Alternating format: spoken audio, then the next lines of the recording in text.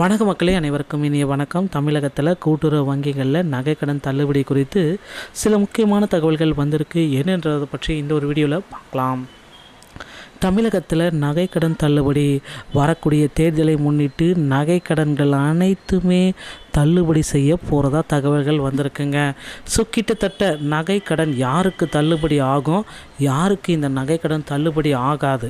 So எல்லாருமே சொல்கிறாங்க நகையோட rate ஏறிடுச்சு, இனிமேல் நகைக்கடன் தள்ளுபடி ஆக வாய்ப்பே இல்லை. நகைக்கடன் தள்ளுபடிக்காக குடும்ப அட்டைகள் எல்லாமே இப்போ சேகரிப்பு விவரங்கள் எல்லாமே போயிட்டுருக்கு அப்படின்னு சொல்கிறாங்க. நகைக்கடன் சார்ந்து 5 சவரன் வரைக்கும் தள்ளுபடி பண்ணலாம் அப்படின்ற மாதிரி ஒரு அரசாணையே இருக்குங்க. ஆனால் இப்போ நகையுடைய ரேட் ஏறினதுனால 3 சவரன் வரைக்கும் நகை கடன்களை தள்ளுபடி பண்ணிக்கலாம். ஸோ அப்படின்ட்டு குறிப்பிட்டு சொல்கிறாங்க. தேர்தல் விரைவில் வரப்போகிறது, நகை கடன் தள்ளுபடி ஆகப் போகிறது என்ற பெருத்த நம்பிக்கையில் தொடக்க வேளாண்மை கூட்டுறவு வங்கிகளில் நகைக்கடன் பெறுவதில் விவசாயிகள் ஆர்வம் காட்டி வருவதாக தகவல்கள் வந்த வண்ணம் இருக்குது. இது சம்பந்தமாக மாநில அரசு மேற்கொள்ளும் நடவடிக்கை என்ன, இந்த கடனை பெறுவதற்கான செயல்முறைகள், நிபந்தனைகள் என்னென்ன, ஆவணங்கள் என்னென்ன தேவை என்பதை நான் உங்களுக்கு விரிவாக இப்போ சொல்ல போகிறேங்க. ஸோ நம்முடைய நாட்டை பொறுத்தவரை விவசாயம் பிரதான தொழிலாகவே இருக்குது. கல்வி, மருத்துவம் உள்ளிட்ட செலவுகளுக்காக விவசாயிகள் வங்கிகளில் நகையை வைத்து கடன் பெறுவது வழக்கமான ஒரு விஷயம். ஸோ கூட்டுறவு வங்கிகள் இந்த நகைக்கடன் கொடுப்பதில் மிகப்பெரிய அளவில் வலுவாக ஆதிக்கமாக இருக்கிறது. அதிலும் அதிகமாக கூட்டுறவு, தொடக்க கூட்டுறவு வேளாண் வங்கி, மத்திய கூட்டுறவு வங்கி, நில வள வங்கி போன்றவற்றில் வாங்குவதை விவசாயிகள் மிகுந்த ஆர்வம் காட்டுகின்றன. இதற்கு காரணம் தங்க நகைகளை வங்கியில் பெறுவதற்கு கெடுபிடி நிபந்தனைகளை விதிக்க கிடையாது. வட்டி விகிதம் குறைவாகும். வங்கிகளுக்கு வட்டி விகிதம் மாறினாலும் மொத்தத்தில் வட்டி குறைவாக இருக்கும். அதனால் மாநில, மாவட்ட தலைமை கூட்டுறவு வங்கிகள், தொடக்க வேளாண் கூட்டுறவு கடன் சங்கங்கள், நகர கூட்டுறவு சங்கங்களில் அடமானம் என்ற பெயரில் நகை கடன்கள் வழங்கப்பட்டு வருகிறது. நகைக்கடன் தள்ளுபடி அது மட்டுமே கிடையாது. ஒவ்வொரு தேர்தலின் பொழுதும் நகைக்கடன் மற்றும் பயிர்க்கடன் தள்ளுபடி அறிவிப்பு வாக்குறுதிகளாக அளிக்கப்பட்டு வருவது அவர்களுக்கு பேருதவியாக அமைந்து வருகிறது. அந்த வகையில் சில மாதங்களில் தேர்தல் வரப்போகிறது, இந்த நகைக்கடன் மாநில அரசுகள் தள்ளுபடி செய்துவிடும் என்ற அபரிதமான நம்பிக்கையிலும் அடகு வைக்கிறார்கள். நகைக்கடன் எப்பொழுது தள்ளுபடியாகும், நிச்சயம் இந்த நகைக்கடன் தள்ளுபடி ஆகுமா என்ற அறிவிப்பு விவசாயிகளிடையே பெரும் எதிர்பார்ப்பை உண்டாக்கியுள்ளது. இதனால் வேளாண் கூட்டுறவு வங்கிகளில் நகைக்கடன் பெறுவதில் விவசாயிகள் ஆர்வம் காட்ட துவங்கிட்டாங்க. ஸோ அரசு அறிவித்த அந்த குட் நியூஸ் என்ன அப்படின்னு பார்த்தீங்க அப்படின்னா, குறிப்பாக நகைக்கடன் தள்ளுபடியில் திமுக ஏற்கனவே வாக்குறுதியை நிறைவேற்றியிருப்பதால் மீண்டும் வாக்குறுதியை தரும் என்ற நம்பிக்கை உள்ளனர். அது மட்டுமல்ல, இப்பொழுது நிலுவையில் உள்ள நகைக்கடன் எவ்வளவு என்பதை குறித்து லிஸ்டை தயார் செய்யும்படி அதிகாரிகளுக்கு அரசு உத்தரவிட்டாங்க. இப்போ இருக்கிற சுச்சுவேஷன் பிரகாரம் பார்த்தீங்கன்னா 5 சவரனுக்கு உள்ளே இருக்கிற நகைக்கடன்களையும் 5 சவரனுக்கு மேலே ஒரு 2 பவுண்ட் இருந்தாலும் அந்த நகைக்கடனை கூட இப்போ தள்ளுபடி பண்ணலாம் அப்படின்ற மாதிரி எதிர்பார்ப்புகள் எகிரி கொண்டிருக்கிறது. 2026 இந்த நகைக்கடன் தள்ளுபடி குறித்து மிகப்பெரிய ஒரு குட் நியூஸ் வர இருக்குங்க. 5 சவரனுக்கு மேல் இருந்தாலும் தள்ளுபடி கொடுக்கலாம். ஒருவேளை 3 சவரன் வச்சுருக்கீங்களா, இந்த எடுத்துக்கோ 2,50,000 வரைக்கும் தள்ளுபடி அப்படின்ற மாதிரி குறிப்பிட்டு சொல்கிறாங்க. தள்ளுபடியோடைய அளவு அதிகரித்துருக்குங்க. ஸோ மக்களுக்கு நகைக்கடன் தள்ளுபடி மீண்டும் மீண்டும் ஒரு மகிழ்ச்சி செய்தியை கொடுக்குது மக்களே. ஸோ 45,000 கோடி வரை இந்த நகைக்கடன்களை தள்ளுபடி செய்யலாம் அப்படின்ற மாதிரி போயிட்டுருக்காங்க. ஸோ நகைக்கடன் தள்ளுபடியில் ஒரு கடைசி தேதி அப்படின்னு பார்த்தீங்கன்னா 30/12/2021 அப்படின்றது ஒரு கடைசி தேதியாக இருக்கும்.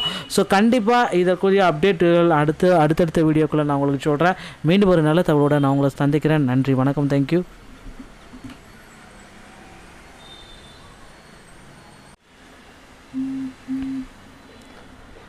வணக்க மக்களே, அனைவருக்கும் இனிய வணக்கம். தமிழகத்தில் கூட்டுறவு வங்கிகளில் நகைக்கடன் தள்ளுபடி குறித்து சில முக்கியமான தகவல்கள் வந்திருக்கு. என்னன்றதை பற்றி இந்த ஒரு வீடியோவில் பார்க்கலாம். தமிழகத்தில் நகைக்கடன் தள்ளுபடி வரக்கூடிய தேர்தலை முன்னிட்டு நகைக்கடன்கள் அனைத்துமே தள்ளுபடி செய்ய போகிறதா தகவல்கள் வந்திருக்குங்க. ஸோ கிட்டத்தட்ட நகைக்கடன் யாருக்கு தள்ளுபடி ஆகும், யாருக்கு இந்த நகைக்கடன் தள்ளுபடி ஆகாது. ஸோ எல்லாருமே சொல்கிறாங்க நகையோட ரேட் ஏறிடுச்சு, இனிமேல் நகைக்கடன் தள்ளுபடி ஆக வாய்ப்பே இல்லை. நகைக்கடன் தள்ளுபடிக்காக குடும்ப அட்டைகள் எல்லாமே இப்போ சேகரிப்பு விவரங்கள் எல்லாமே போயிட்டுருக்கு அப்படின்னு சொல்கிறாங்க. நகைக்கடன் சார்ந்து 5 சவரன் வரைக்கும் தள்ளுபடி பண்ணலாம் அப்படின்ற மாதிரி ஒரு அரசாணையே இருக்குங்க. ஆனால் இப்போ நகையுடைய ரேட் ஏறினதுனால 3 சவரன் வரைக்கும் நகை கடன்களை தள்ளுபடி பண்ணிக்கலாம். ஸோ அப்படின்ட்டு குறிப்பிட்டு சொல்கிறாங்க. தேர்தல் விரைவில் வரப்போகிறது, நகை கடன் தள்ளுபடி ஆகப் போகிறது என்ற பெருத்த நம்பிக்கையில் தொடக்க வேளாண்மை கூட்டுறவு வங்கிகளில் நகை கடன் பெறுவதில் விவசாயிகள் ஆர்வம் காட்டி வருவதாக தகவல்கள் வந்த வண்ணம் இருக்குது. இது சம்பந்தமாக மாநில அரசு மேற்கொள்ளும் நடவடிக்கை என்ன, இந்த கடனை பெறுவதற்கான செயல்முறைகள், நிபந்தனைகள் என்னென்ன, ஆவணங்கள் என்னென்ன தேவை என்பதை நான் உங்களுக்கு விரிவாக இப்போ சொல்ல போகிறேங்க. ஸோ நம்முடைய நாட்டை பொறுத்தவரை விவசாயம் பிரதான தொழிலாகவே இருக்குது. கல்வி, மருத்துவம் உள்ளிட்ட செலவுகளுக்காக விவசாயிகள் வங்கிகளில் நகையை வைத்து கடன் பெறுவது வழக்கமான ஒரு விஷயம். ஸோ கூட்டுறவு வங்கிகள் இந்த நகைக்கடன் கொடுப்பதில் மிகப்பெரிய அளவில் வலுவாக ஆதிக்கமாக இருக்கிறது. அதிலும் அதிகமாக தொடக்க கூட்டுறவு வேளாண் வங்கி, மத்திய கூட்டுறவு வங்கி, நில வள வங்கி போன்றவற்றில் வாங்குவதை விவசாயிகள் மிகுந்த ஆர்வம் காட்டுகின்றன. இதற்கு காரணம் தங்க நகைகளை வங்கியில் பெறுவதற்கு கெடுபிடி நிபந்தனைகளை விதிக்க கிடையாது. வட்டி விகிதம் குறைவாகும். வங்கிகளுக்கு வட்டி விகிதம் மாறினாலும் மொத்தத்தில் வட்டி குறைவாக இருக்கும். அதனால் மாநில, மாவட்ட தலைமை கூட்டுறவு வங்கிகள், தொடக்க வேளாண் கூட்டுறவு கடன் சங்கங்கள், நகர கூட்டுறவு சங்கங்களில் அடமானம் என்ற பெயரில் நகை கடன்கள் வழங்கப்பட்டு வருகிறது. நகைக்கடன் தள்ளுபடி அது மட்டுமே கிடையாது. ஒவ்வொரு தேர்தலின் பொழுதும் நகைக்கடன் மற்றும் பயிர்க்கடன் தள்ளுபடி அறிவிப்பு வாக்குறுதிகளாக அளிக்கப்பட்டு வருவது அவர்களுக்கு பேருதவியாக அமைந்து வருகிறது.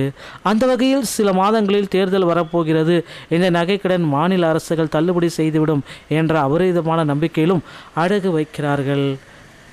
நகைக்கடன் எப்பொழுது தள்ளுபடியாகும், நிச்சயம் இந்த நகைக்கடன் தள்ளுபடி ஆகுமா என்ற அறிவிப்பு விவசாயிகளிடையே பெரும் எதிர்பார்ப்பை உண்டாக்கியுள்ளது. இதனால் வேளாண் கூட்டுறவு வங்கிகளில் நகைக்கடன் பெறுவதில் விவசாயிகள் ஆர்வம் காட்ட துவங்கிட்டாங்க.